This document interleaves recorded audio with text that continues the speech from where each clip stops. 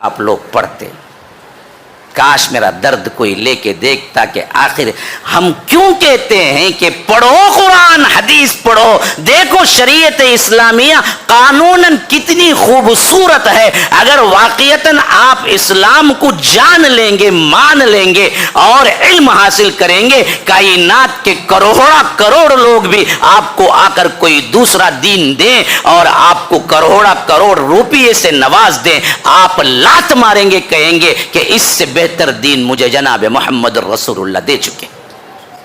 ہم آج ادھر ادھر بھٹکتے کیوں ہیں جی؟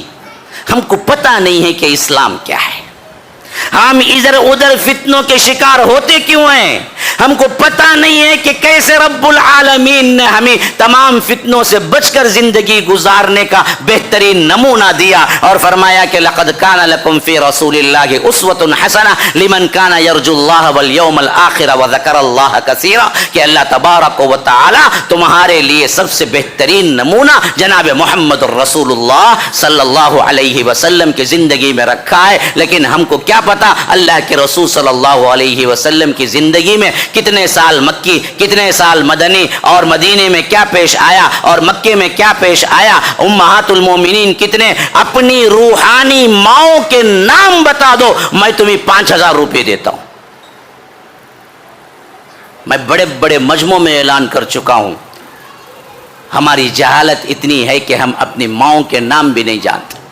اللہ کے رسول صلی اللہ علیہ وسلم کی 11 بیویاں ہیں، میں کہتا ہوں بیٹھنے والوں میں کوئی ایک بندہ اٹھے ان کے نام، ان کے باپوں کے نام بتا دے، میں اپنی طرف سے ذاتی طور پر 5000 روپے دینے کو تیار ہوں۔ ہے کوئی مجلس کے اندر؟